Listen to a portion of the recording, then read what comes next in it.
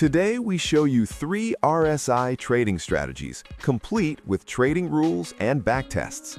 Let's get straight to it and present the first strategy. The first trading strategy has the following trading rules. We buy when the 2-day RSI crosses below 10, and we sell when the 2-day RSI crosses above 80. This is called the 2-period RSI strategy. We backtest it on S&P 500 by using the ETF with the ticker code SPY, and we enter and exit at the close. Our starting capital of 100,000 grows to 1.6 million after about 33 years, which is 9% annually.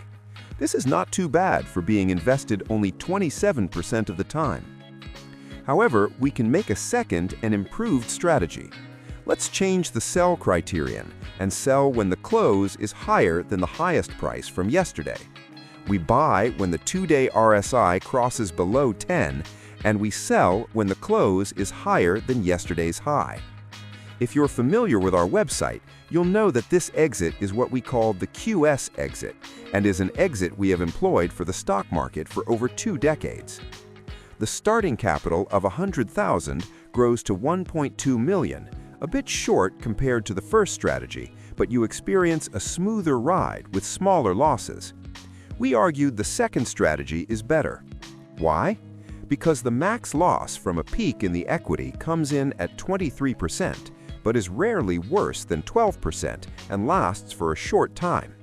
You suffer less when using the second strategy. The drawdowns in the first strategy is on the left side, and the second strategy is on the right side. On the right side, the losses are both smaller and shorter, resulting in a better recovery factor, exactly what you're looking for in a trading strategy. The second strategy spends 10% less time in the market, and hence get a better risk-adjusted return. The performance metrics for the first strategy is on the left, and the second is on the right. We are traders, and we would prefer to trade the strategy with the best statistics and metrics, and that's strategy 2 on the right side. Let's show you our third and last strategy of the day, an RSI trading strategy in Python called RSI Momentum. To make an RSI Momentum strategy, we first need to make 2 indicators as shown on the screen. For this backtest, we are going to use the 100 days lookback period and the 14-day RSI. The trading rules are simple. When we have established a bull regime, we are long, and we are out of the market when we are not in a bull regime. When we employ the rules on SPY, we get the following equity curve. The strategy doesn't generate many trading signals. There were 12 signals and only 2 lost money. However, it's a strategy that doesn't perform as well as the 2 previous mean reversion strategies. We have now shown you 3 RSI strategies. Let's discuss why we used the rules and settings we did. We have been trading and investing full-time for 25 years, and we have learned a lot by using the RSI indicator for some of our strategies. First, what is the best RSI strategy for trading? And is RSI good for trading? The best way to use RSI is as a mean reversion strategy, like the 2 first strategies in this video.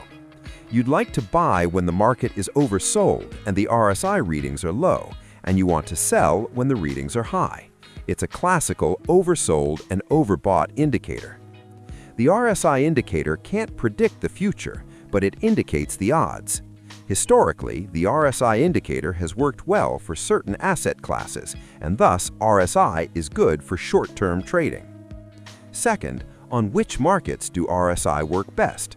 That one is easy to answer. That is on stocks, and especially stock ETFs. It's much less efficient on other assets. The reason is simple. The stock market is prone to mean reversion, meaning low RSI readings signal better returns in the coming days, while high readings equal lower returns than average. Most Western stock markets have been mean reverting over the last 35 years, although there's no guarantee it continues being so. Third, which RSI settings work best? That one is also easy to answer.